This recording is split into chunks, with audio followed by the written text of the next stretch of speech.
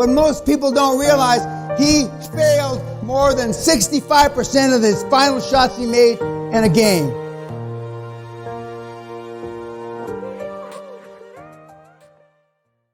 There's 4 steps to financial freedom according to Carnegie. Financial motive must prevail. Financial motive must prevail.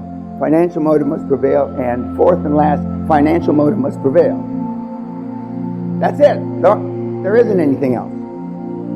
There isn't anything else. And most of you have read probably more than I know about Mr. Carnegie. But I'm here and you're there.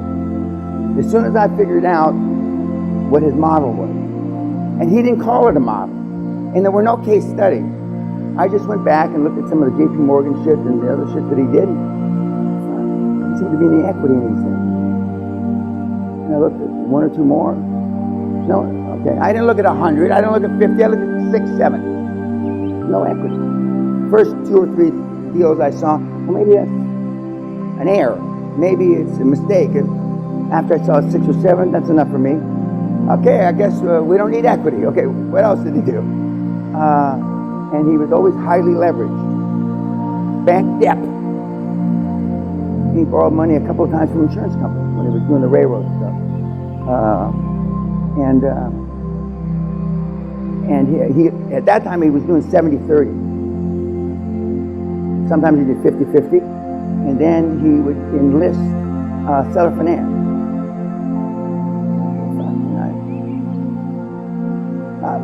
Sounds good enough for me. And then only many years later did I go back and why doesn't Goldman Sachs do this? Why doesn't J.P. Morgan do this? Well, because there's no real fee base associated with it. And fees are what the banks make most of the money. Advisory fees. Transaction fees. And I started doing it for myself, i.e. Great Western. And then when I left, I got thrown out, unceremoniously got thrown out of my ass. I started doing it with QLA. Everybody talks about change, but nobody wants to change. Not going to make it. Not going to happen. Yet if I was one of the regular guys, and I call them regular, because I have no malice towards the other dipshit gurus, I'd lie to you. When they tell you in this country, or in the United States, you can be anything you want to be, that's a fucking lie. Biblical and Quran proportion. You cannot be anything you want to be. That's horseshit. In this country, unless you went to Eton, Harrow, Cambridge, Oxford, the odds of you being prime minister are not 0, but certainly close to 0. In the United States, if you're not one of the political titan families, and you went to one of the great schools, the odds of you becoming the president of the United States are not 0, but close to 0. So when you're growing up and they say, you can be anything you want to be, honey, that's a lie. When I ask you, how's your business, you say, smoothly, I know I'm dying. When you tell them everything's cool, or whatever the jargon they use now, I know your business is dying. Or dead. So you want the trappings of success without the sacrifice.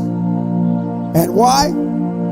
Because the little success that you've seen in your family life, i.e. your parents or your extended family, it's been normal. It's the white picket fence in the old days. Guys wanted to be married with 2.4 kids, 1.3 dogs, and a white picket fence, and have a vacation home someplace. And in New Zealand, some guy, university student said, a Beamer, let's see, it's a BMW, right? A Beamer with a something, and they got little formulas, the millennials. Their definition of success. My definition of success is much money. I wanted to choke. So I know guys that have choked on cocaine. I wanted to choke swallowing money.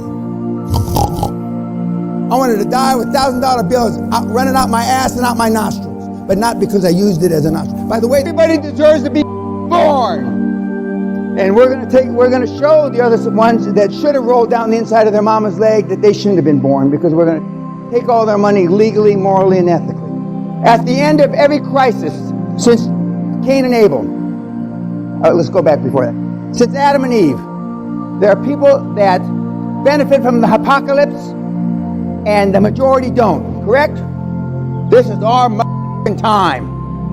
We're going to ride, if we were in the seminar room, which we're not, I keep on pointing and there's a picture. We're going to ride like the 4 horsemen of the apocalypse. And we're going to take their money morally, legally, and ethically. You either want to be liked or you want to be effective. It's your question and it's you to answer. You want to be liked or you want to be effective. Everybody in this room is a pleaser at one degree or another. I've been called a lot of things in my 75 years. But I can guarantee you one of them isn't a pleaser. Some people say QLA is going out of your way to piss on people and take their money and they breathe. That's a little harsh, but true. But true. This is the time. These times are things you can't change. I learned that young. I learned it with my in-laws. Those of you that are married, are you going to change your in-laws? Are you going to change your mother-in-law and your father-in-law? No way ever, correct? They're still hoping and praying that who you marry is going to change you. Don't waste time on things you can't change, that you have no influence over. Or even things that you have influence. Self-esteem in kids ends at 7 or 8 years old. It's built. For those of you that have kids older than that, unless they're very immature, I was immature at 7 or 8, so probably I was still building my self-esteem until I was 10 or 11. Serious money. I mean serious money. Never spent time with their families. By definition. I wish it weren't so, Joe. I wish it weren't so. But that is. J. Paul Getty, the first billionaire on the planet, supposedly. Anybody. And you have good relations. You're the one that had good relations with his parents, remember? I'll never forget that as long as I live. That's why you're f***ed up. Yeah. All these guys have personal problems, and yet you want to get along with everybody. Isn't there a dichotomy? Do you see it? The difference between how a high performance, in Steve Jobs' case, a super high performance person reacts, and you. Being a pedophile, what? Yeah. But it's like raising kids. Unless you ask your children the exact right question, they don't consider lying to you. And you know that. But when you pin them down, and then finally our youngest son, Derek, okay, Dad, you got me. Okay. Because the next question is going to be this, right? Which is the right question. I said, yeah, we get it. Rose, the first interview I did in 2014, and he released it on Easter Sunday. Other than I told him I was going to change his life, I said, you have no idea when you're not afraid how it opens up so many millions of vistas. It's like, there's supposed to be billions of universes or bullshit like that, trillions of stars.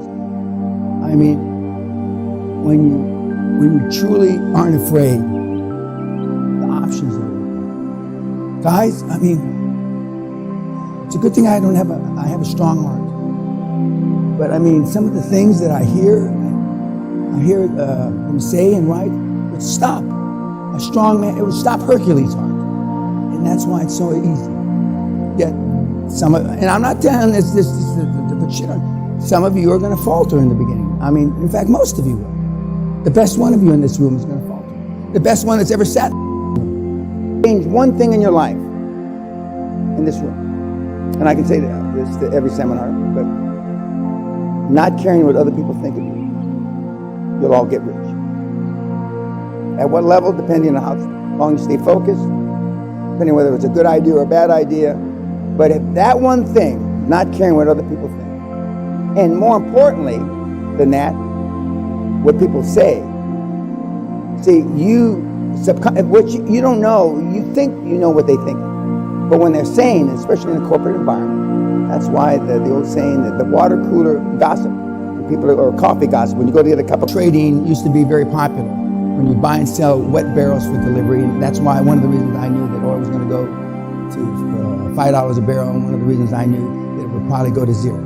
Because I understand the trading of wet barrels and taking delivery. And when you've got 30 million barrels a day, more or less, in supply in the world, and you only got demand for 12 or 13 million, it doesn't take a genius. But apparently it does take a genius.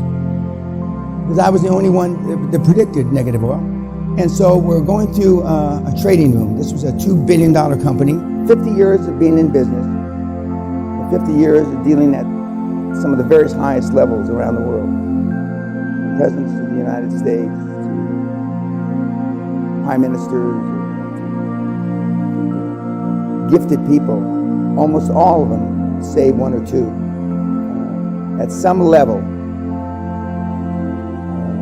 one wants to be liked, and two, their career or the success of their career, and sometimes is measured by them being liked, but more importantly, it's measured by how many people on the planet did they influence, i.e. Zuckerberg. You know, I wish fear didn't work. I wish to God. It's a hell of a way to run a railroad, but fear works better today than it did 45 years ago. And nobody teaches this. Zero. If you can find somebody to teach, let me know. Can you imagine I'm being introduced by Anderson Cooper on CNN. Fear still works, Anderson. I'll choke the cocksuckers, but I'll make them rich. And you don't mind running around with choke marks on your neck if you're driving a Rolls Royce. I know that for a fact. I will get the last bit of effort out of you. But nobody, if nobody teaches it, but you have had to have done it to teach it. People listen to me, and I'm a psychopath because I've accomplished a lot of shit. Understands the failure in the beginning better than you. They understand 95% of all deals initiated don't get done. They know that. They know that because they've been doing deals. Even when you're IBM or British Petroleum, most of the deals they start never get done. That's why an M&A team at British Petroleum probably looks at 100 deals a year. They start 20 deals a year and they complete 3 or 4 deals a year. The things that I put up on social media. If your parents, you're 10 years old, 12 years old, and your parents have tried to homeschool you, okay? If your parents got a 60 IQ, how much good is that going to be? Or if your parent is illiterate, and you're going to school here in the UK, and you're from Afghanistan or Pakistan, and English isn't your primary language, okay? We're going to have a generation of idiots. Business plan fail on paper. In 50 years and 7 months, I've never seen a business plan fail on paper. Because by definition, they don't fail on paper. They fail when you're running them. And the challenge with the quality of your earnings or a business plan, even a legitimate business plan, a good business plan, written and put together by knowledgeable people, is there's no way of factoring in you running the business. Remember, the reason I could do a lot of the stuff I do is because to date, there's no compressed algorithm for 50 years experience, 3,000 transactions, 10,000 meetings, blah, blah, blah, blah, blah. There isn't any. Now, someday there will be. Hopefully I'll be long gone by then, but someday there will be. But there is no algorithm for that. And that's why the experience from the Dream Team members is so important. And some of the Dream Team members maybe make one phone call. One of my guys made one phone call. In all the years he was on the board, came to all the dinners and the golfing and the Christmas parties, he made one phone call to the CEO of Citibank and got us $135 million when nobody else would give it to us. England just announced yesterday or the day before, last year, it took 1.7 million in your retirement account to retire with dignity. And this year, it takes 1.97 million to retire. Now, I don't know how you can retire on 2 million. I just don't. On $2 million, pounds, euro, whatever the fuck. Never exceed your most wild expectation. Never. As I said the first day, if you want to make 100 million, you're not going to make 120 million. Smart people, Konstantin Gratsos, the CEO of our NASA shipping line, said smart people should be afraid of it. Elon Musk is no different. Jeff Bezos is no different. Bill Gates is no different. Andrew Carnegie was no different. Henry Ford I was no different. Rockefeller, etc. were no different. You only have to be 5% of me to get super rich. 5%. You don't get generational wealth by accident. You understand that? Generational wealth is the wealth that you would build up over 20, 25 years. A generation. You have it inside you. You have the killer instinct, the Michael Jordan instinct. Give me the ball the last 2 seconds of the game. What most people don't realize, he failed more than 65% of his final shots he made in a game. But he's known for clutch. You don't have to hit every ball out of the park, kids. But if you're not standing on the pitch, on the crease, or in the batter's box for American baseball, how can you hit the ball? You can't, right? And you just got to keep swinging. Babe Ruth, until recently, or years ago, led the National Baseball Association for strikeouts. He has not played baseball in 80 years. Yet he still led the statistics for the most strikeouts. The more education you have, the harder it is. The least education. But you don't even have to read and write. We've had people be successful that can't read or write. I told one of you that and he didn't believe me. Now, this is a Trump exaggeration. He signed his name with an X. Now that's a bit of a stretch, but not much more. Not much more. Yet you will find ways. I've already had somebody in my one-on-one time, but you don't have to know anything. And it's probably one of the biggest things, you know, the three big questions they're going to ask you if you don't control the conversation. Where are you getting the money from? Where's the equity?